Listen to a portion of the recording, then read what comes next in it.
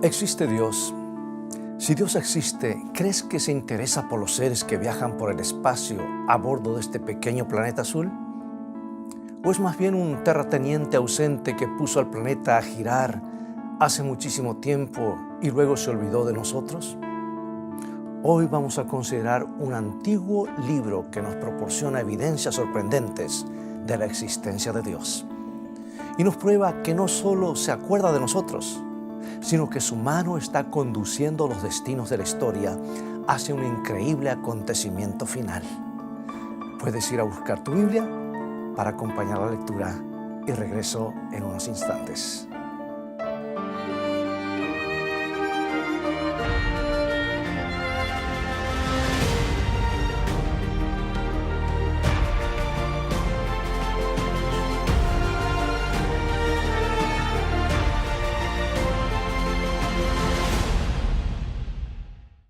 El duque de Wellington y Napoleón Bonaparte tenían algo en común y muchas cosas en común. Ambos habían nacido en una isla en 1769. Ambos habían perdido a sus padres a edad temprana y ambos tenían 4 hermanos y 3 hermanas. Ambos habían asistido a la escuela militar en Francia a la misma vez. Se habían destacado en matemáticas y se habían graduado como tenientes coroneles con un solo día de diferencia. Pero lo más importante es que ambos son recordados por lo que sucedió en la batalla de Waterloo. Estaban emparentados con historias de vida semejantes, una educación similar y ejércitos parecidos. Pero Napoleón perdió y el duque de Wellington ganó. Ahora, si le preguntas a un historiador por qué sucedió de esta manera, señalará varios motivos. Primero te dirá: el terreno en el que estaban peleando era del tipo que le gustaba a Wellington, o sea que se sentía más en casa. O por decirlo de una manera más práctica. Segundo, Napoleón no contaba con el ejército prusiano, que ese ejército se desviaría más de 25 kilómetros de su ruta para agregarse al combate. Y finalmente, algunos historiadores señalan que Napoleón ya no tenía el mismo valor y la misma energía que lo caracterizaron antes de su exilio. O sea que hay muchas ideas para explicar la derrota de Napoleón. Pero en lo que todos están de acuerdo es que hubiera podido ganar y el mapa de Europa sería bastante distinto si lo hubiera hecho. Pero algo inclinó la balanza decididamente en favor de Wellington y no fue la estrategia o la coincidencia, o el tamaño de los ejércitos, o la fatiga, o el clima, o alguna otra cosa. Fue algo más, amigos. Había una mano invisible que no permitió el triunfo napoleónico. Es que algo había sucedido 2500 años antes en el dormitorio de un antiguo rey babilónico, que había soñado por anticipado lo que sucedería aquel día en Waterloo. La Biblia menciona en el libro de Daniel capítulo 2, versículo 1, lo siguiente: y en el segundo año del reinado de Nabucodonosor, tuvo Nabucodonosor sueños y se perturbó su espíritu y se le fue el sueño. Era la medianoche y el hombre más poderoso de la tierra se despertó abruptamente, bañado en sudor frío, el corazón acelerado, la almohada empapada por la transpiración. Aunque había estado muchas veces en el campo de batalla y aunque había visto a la muerte cara a cara, ahora estaba aterrorizado por un simple sueño. Salió de la cama y convocó de emergencia a los más reputados consejeros de su imperio, hombres que se vanagloriaban de conocer los secretos del universo. Y la Biblia continúa diciendo lo que registra Daniel 2, 2 al 4. Hizo llamar el rey a magos, astrólogos, encantadores y caldeos para que le explicasen sus sueños. Vinieron, pues, y se presentaron delante del rey. Y el rey les dijo: he tenido un sueño, y mi espíritu se ha turbado por saber el sueño. Entonces hablaron los caldeos al rey en lengua aramea: Rey, para siempre vive. Di el sueño a tus siervos y te mostraremos la interpretación. No hay problema, le dijeron, cuéntanos el sueño y te diremos el significado. Y mientras los astrólogos y magos desplegaban sus cartas y libros de interpretación, el rey olió algo raro. Tuvo la desagradable sensación de que los hombres que guiaban los destinos de su reino no sabían muy bien de qué estaban hablando. Entonces se negó a contarles el sueño y les dijo que lo adivinaran. Si son lo que dicen ser, les dijo, deberían adivinar el sueño y la interpretación. Y si no pueden, voy a matarlos uno por uno. Un escalofrío debe haber recorrido sus espaldas, porque en lo íntimo de sus corazones sabían que sus libros y sus diagramas serían incapaces de ayudarlos. Nadie podía ingresar dentro de la mente del rey para extraer la información que necesitaba. Así que les pidieron un poco más de tiempo, pero Nabucodonosor fue duro. Me han estado mintiendo durante años, ¿verdad? Mi decisión es definitiva. O me dicen lo que he soñado y me dan el significado, o van a morir todos. Y la Biblia nos cuenta la historia con estas palabras. Daniel 2, 10 al 12. Los caldeos respondieron delante del rey y dijeron, no hay hombre sobre la tierra que pueda declarar el asunto al rey. Además de esto, ningún rey, príncipe ni señor preguntó cosa semejante a ningún mago, ni astrólogo, ni caldeo. Porque el asunto que el rey demanda es difícil y no hay quien lo pueda declarar al rey, salvo los dioses cuya morada no es con la carne. Por esto el rey, con ira y con gran enojo, mandó que matasen a todos los sabios de Babilonia. Ahora me resulta interesante que cuando había sucedido algo importante que habría de cambiar el curso de la historia para siempre, resulta que los adivinos y los astrólogos no supieron nada al respecto. Y aunque la programación nocturna de la televisión está llena de hotlines con adivinos, cartas astrales, créeme, amigo y amiga, que esas personas tampoco tienen idea de lo que va a suceder. Porque cuando Dios tiene algo importante que decirnos, no utiliza las cartas del tarot, ni las cartas astrales, ni las bolas de cristal, ni las hojas de té. Él se manifiesta y lo dice. Y aquí está. Veamos cómo funciona.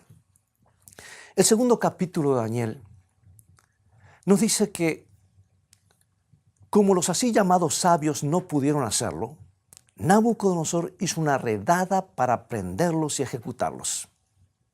Y cuando sus enviados estaban recorriendo el reino para hallar a todos los caldeos, golpearon a la puerta de un hebreo cautivo llamado Daniel, quien era considerado sabio por su sangre real, su gran inteligencia y su vida piadosa. Pero Daniel no era como los caldeos.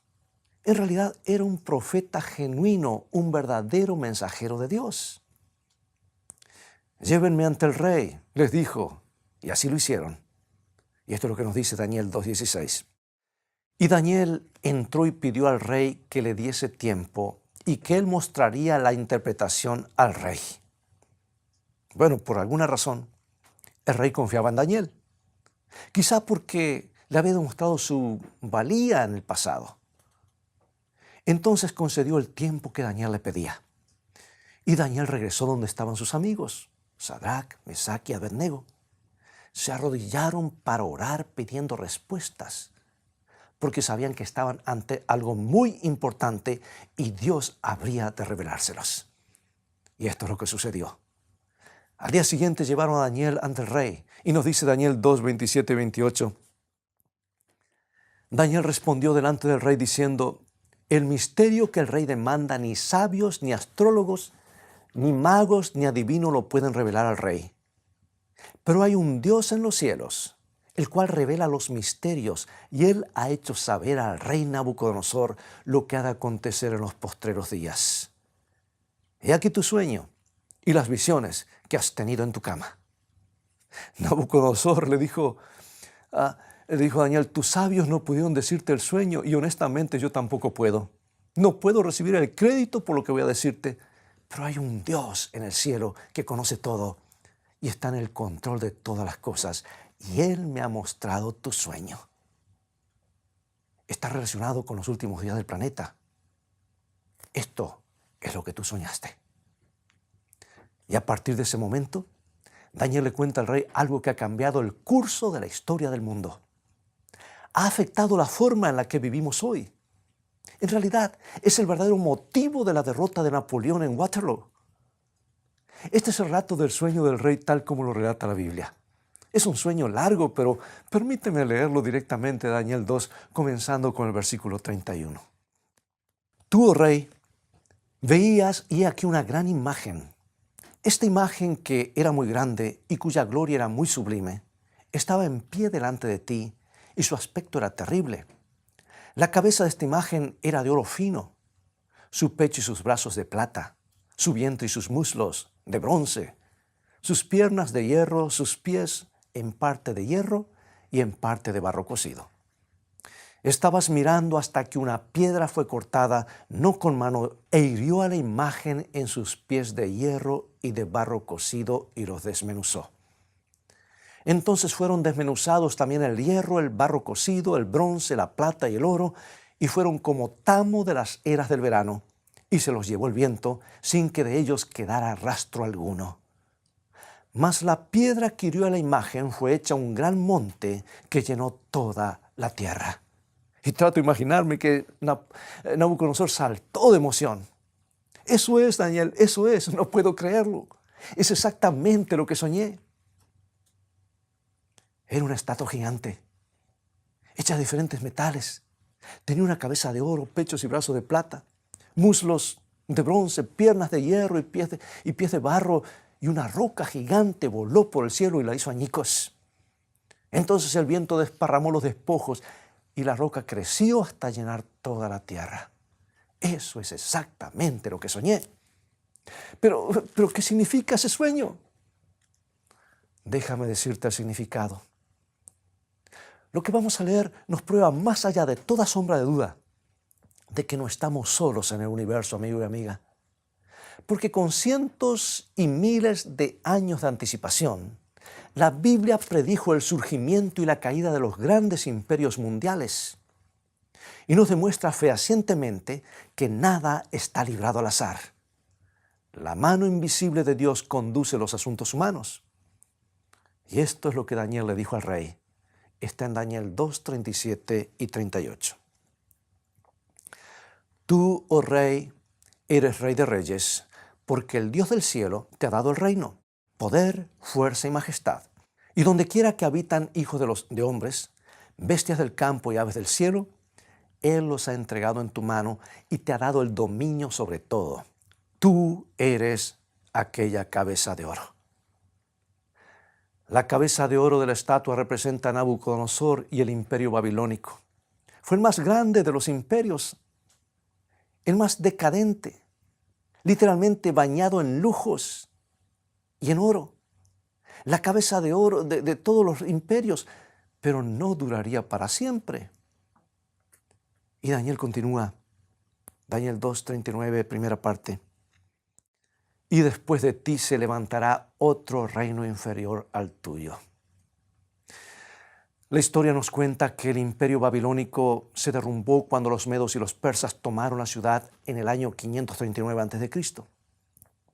Y no importó que fueran menos hábiles para la guerra que los babilonios, porque una mano invisible había inclinado la balanza en su favor. Y la historia seguirá inexorablemente el curso que Dios decida, y Él tiene un destino muy específico en mente. Los medos y los persas, representados por el pecho y los brazos de plata, gobernaron el Medio Oriente hasta el 331 a.C., cuando otro ejército lo destruyó.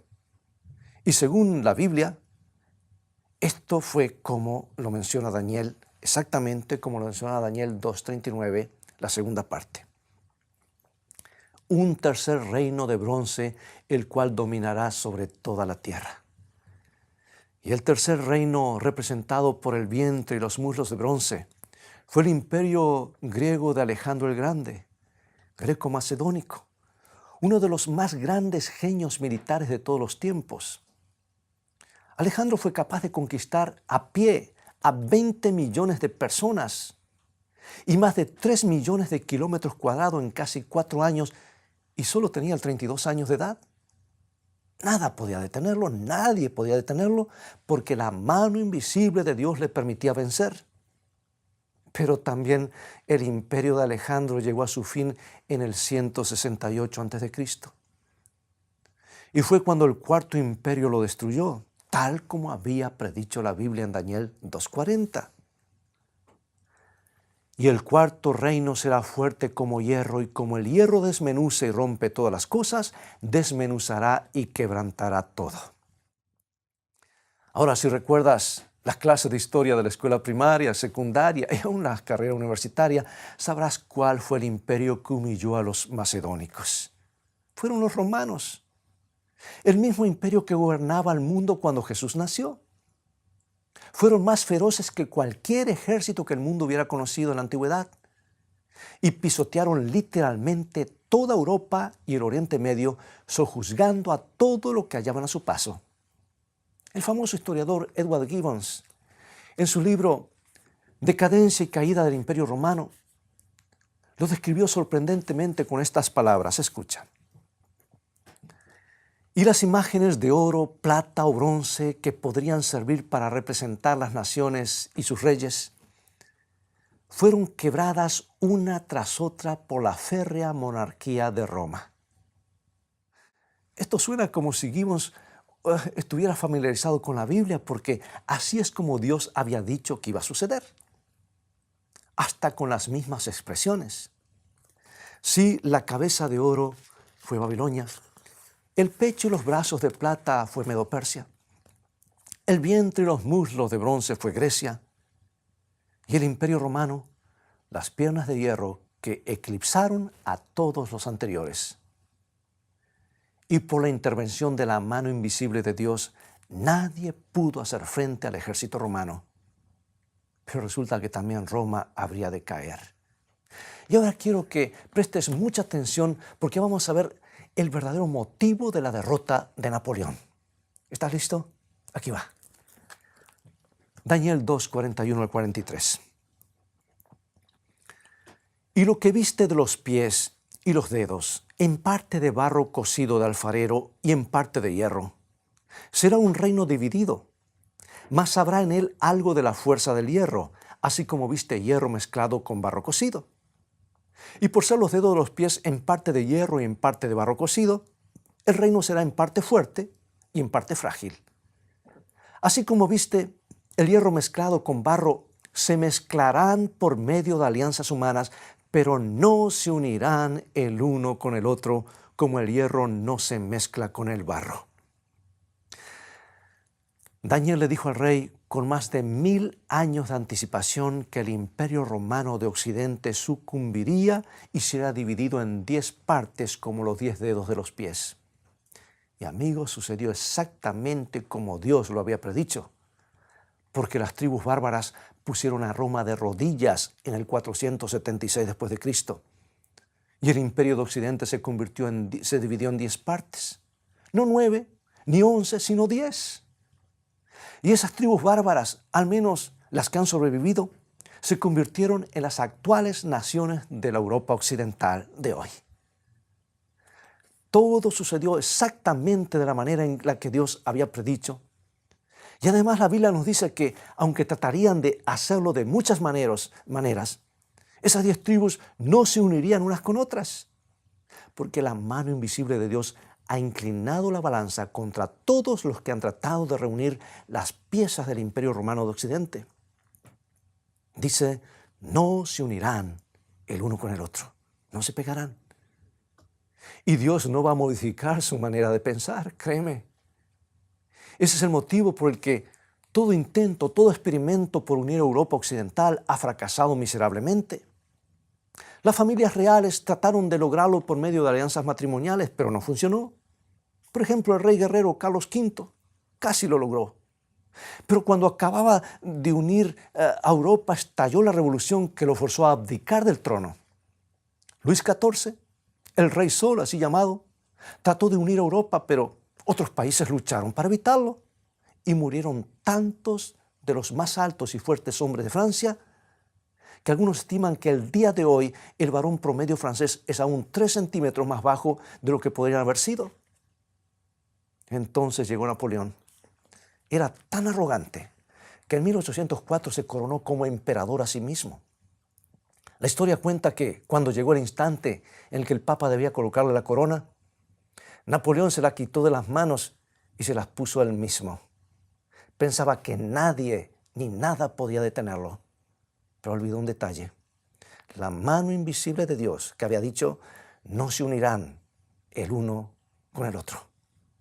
Por eso, en 1812, Napoleón avanzó sobre Rusia y Dios inclinó el platillo de la balanza en su contra. Nada tuvo que ver el poder militar de los rusos. Todo se debió a la intervención divina. Resulta que comenzó a nevar. Y de los más de 600.000 soldados franceses que habían invadido Rusia, solo 500.000 regresaron a su hogar.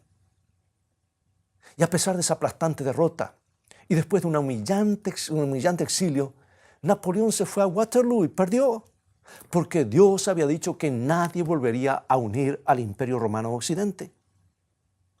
Todos los que han tratado de hacerlo fracasaron. Ahí tienes el Kaiser Guillermo, fracasó. Aunque es probable que hubiera podido hacerlo. Hitler casi lo logró, pero fracasó. Y aunque en 1942 daba toda la impresión de que triunfaría, y eso es lo que indicaban, parecía todo indicar eso, todos fracasaron porque Dios había dicho, no se unirán el uno con el otro. Y nada hará cambiar a la mano invisible de Dios. El Imperio Romano de Occidente no volverá a unirse. Y la comunidad europea, comunidad económica, la Unión Europea, como consideramos, desde su comienzo ha tenido problemas. Porque una nación no cumple con sus compromisos o porque le falla el equilibrio de su presupuesto.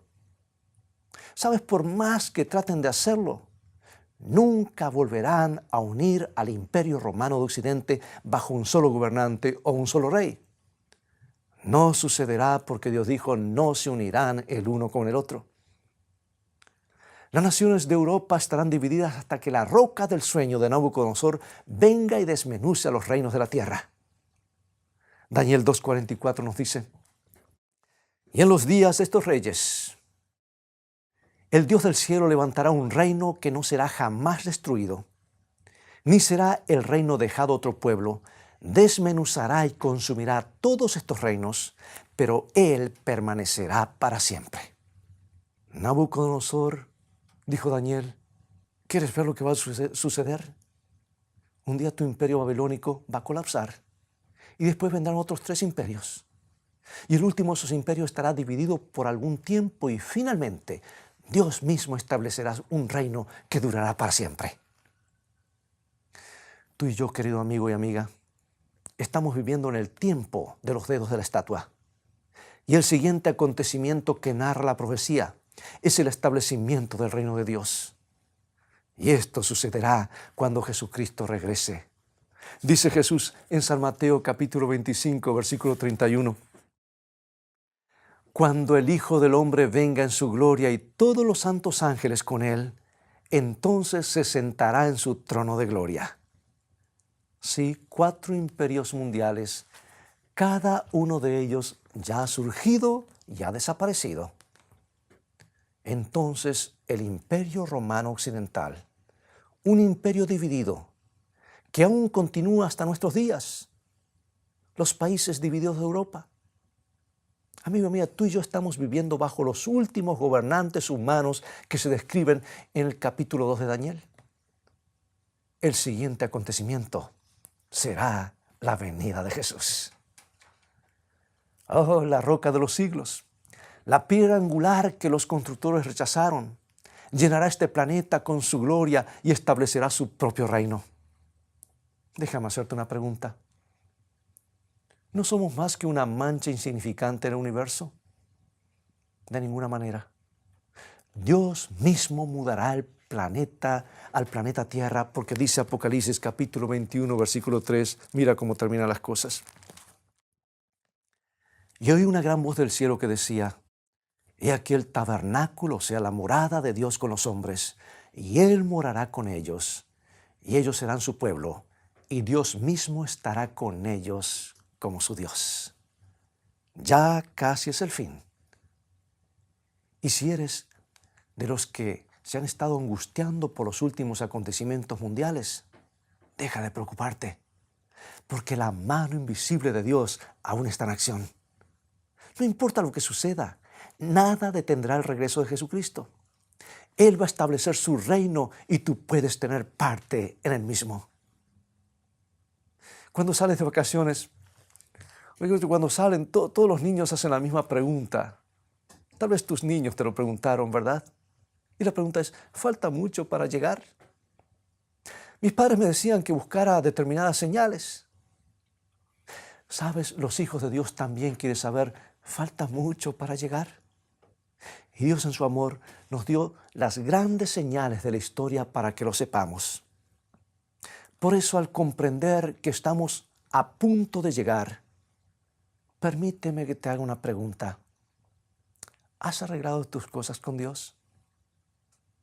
Puedes que te hayas preguntado por qué Dios habría de molestarse con un pequeño planeta cargado de pecado como el nuestro. No olvides que Él ha hecho una tremenda inversión en la humanidad. La compró con su propia sangre y Jesús se hizo como uno de nosotros, parte de la raza humana. Y su mayor deseo es venir a poner fin a los reinos de este mundo y establecer el suyo propio. ¿Quisieras colocar tu vida y tu futuro en las manos de Dios ahora mismo? Acompáñame a orar.